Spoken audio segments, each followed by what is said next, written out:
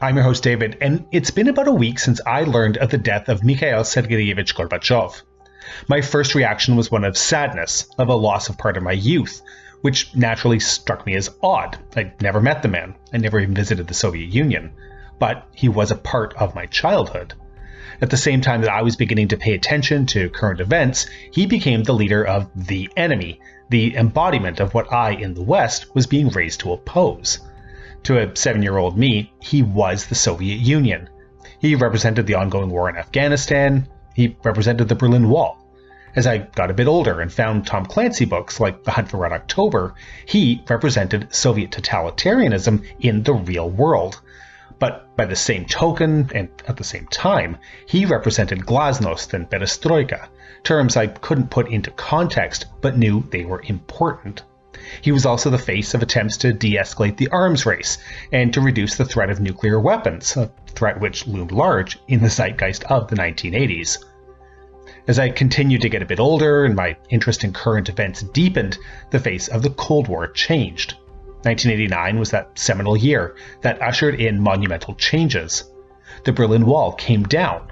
Communist governments across East and Central Europe tumbled. By the summer of 1990, I found myself living in Budapest, watching a nation trying to transform itself with all of the hopes and the dreams, as well as the pain and suffering that came with that transformation, one that had been denied in the past by Moscow, but was now fully underway with permission from the former boss. But even with that radical change in Europe, the Soviet Union remained, with Gorby at its head. I knew of the turmoil and the changes happening in Moscow, but at 13 years old, I didn't really grasp the nuances of what was happening or the potential cause and effect of the reform project that Mikhail Sergeyevitch was undertaking. But I knew and understood that the changes that were happening around the world were happening as they did because Gorbachev let them happen without Soviet opposition.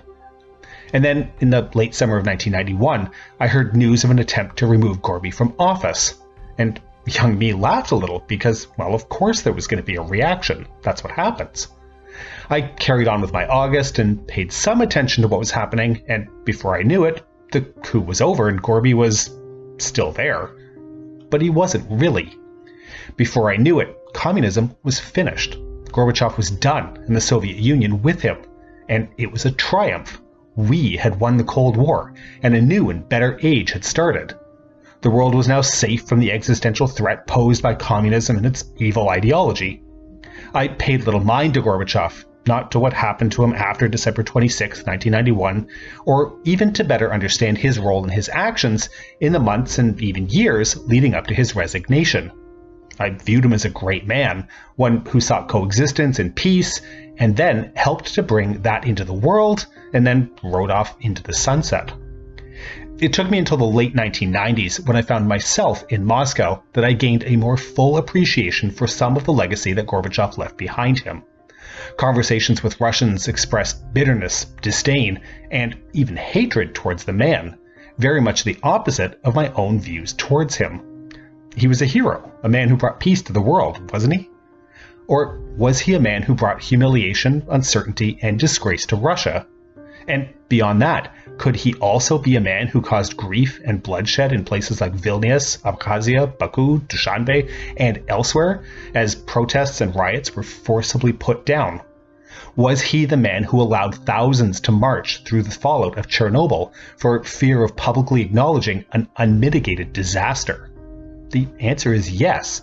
All of these things are part of his legacy, one that lives to this day. Since that time and since those conversations, I have learned more about the final days, weeks, months, and years of the Soviet Union and the role that Gorbachev played. I learned about his vacillation in making a firm decision that could have saved the Union at the expense of lives. I learned about the times he did employ force, even if he did it reluctantly. I learned about decisions he made and the decisions he couldn't or wouldn't make that caused his country to evaporate, the same country he cared about and wanted to save. He was a dedicated believer in Marxism-Leninism, maybe the last true Novy Человек. He approached the works of Lenin as some approach a religious holy book, something that, if studied enough and properly, would shed light and give guidance on any situation. and yet none of that helped him preserve the Union and likely just made the collapse worse. Gorbachev is a man with a tremendous and extremely complicated legacy. A hero to some, a villain to others, he's a man who can rightly lay claim to being among the most impactful and influential men of the 20th century.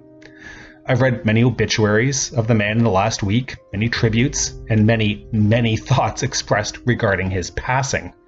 Too many have looked to paint a black or white picture of the man rather than present an image of a flawed man who tried to follow his principles, who did good for so much of the world, but also failed in the worst possible way many of the people who depended on him.